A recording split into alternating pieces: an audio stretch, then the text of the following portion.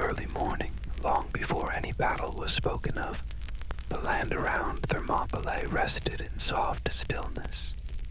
The narrow pass felt peaceful, shaped by cliffs on one side and gentle sea on the other. Travelers walked slowly, some stopping to feel the breeze drifting in from the water. No one imagined how this narrow place would soon hold the weight of so many decisions, or how calmly it stood before history arrived. Far away in Sparta, the days moved with their usual rhythm. Leonidas, calm and thoughtful, listened to the concerns of his people. Rumors of a vast Persian force drifted through the cities of Greece like distant thunder, yet the king's manner stayed steady.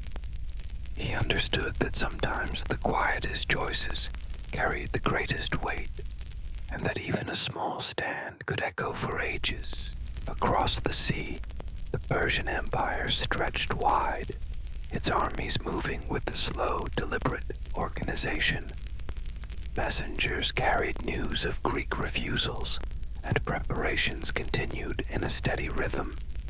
There was no rush, only the patient steps of an empire used to enormous undertakings. The soldiers marched with calm discipline, shaping a presence that grew larger with each passing day. When Leonidas chose his 300, he did not seek the strongest or the youngest. He chose men who carried steady hearts, each with a son to carry on his name.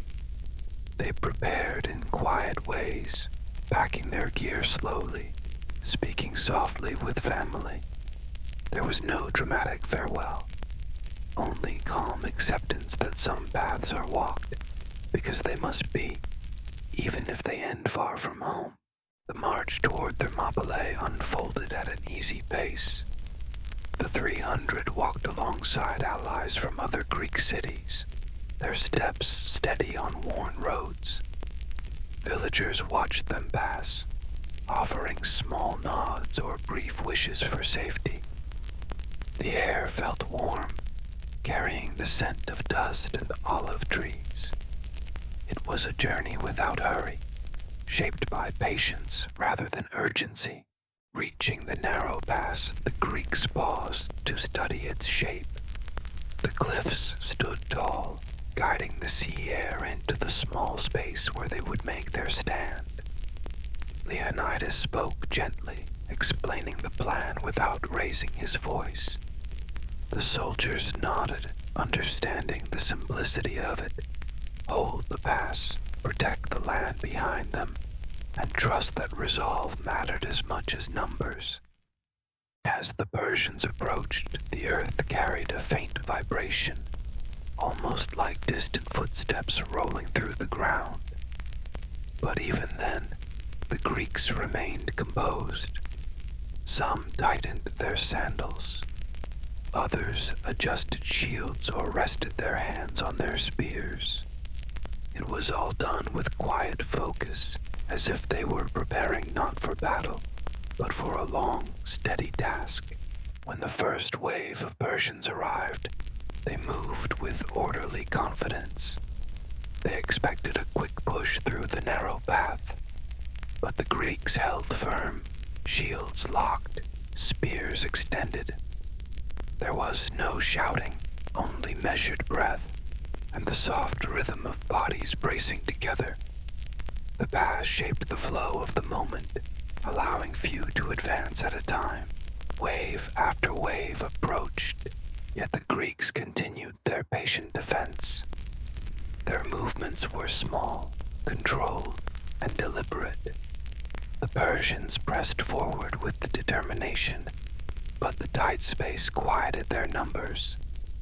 In that narrow place, strength shifted from how many stood behind an army to how calmly the front line held its ground.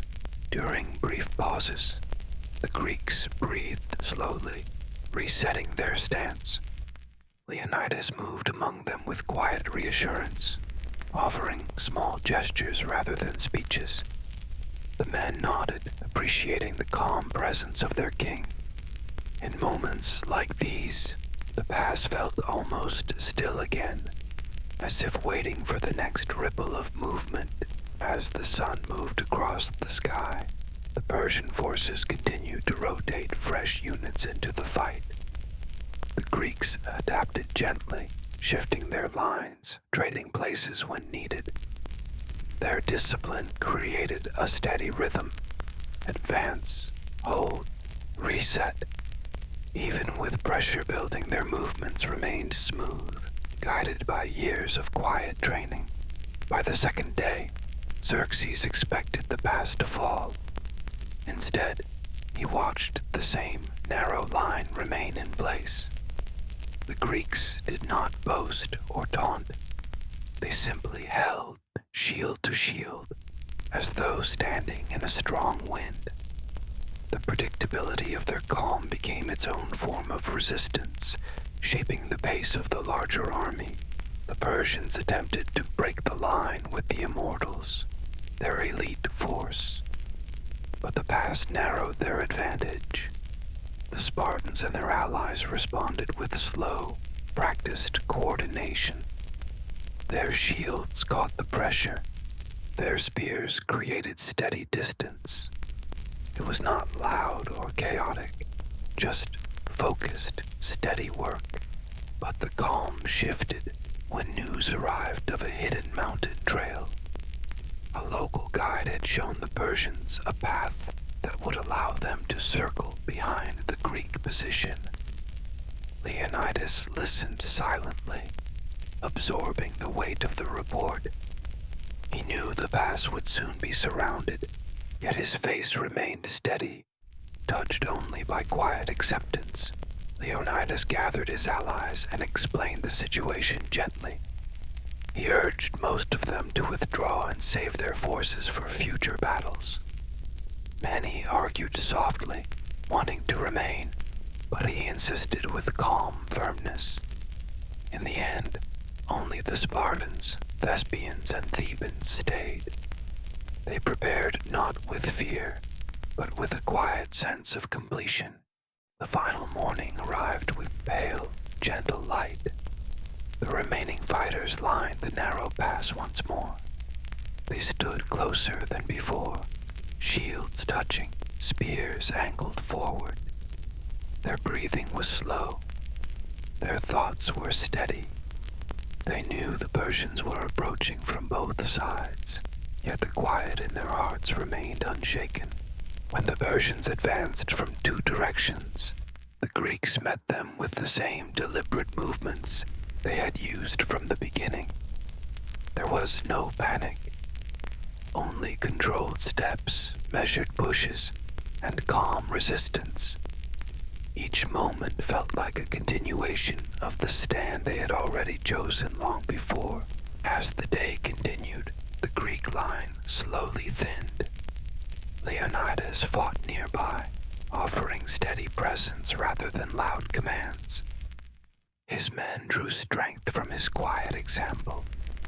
When he finally fell, they formed a circle around him, protecting his body with the same calm dedication they had shown throughout the battle.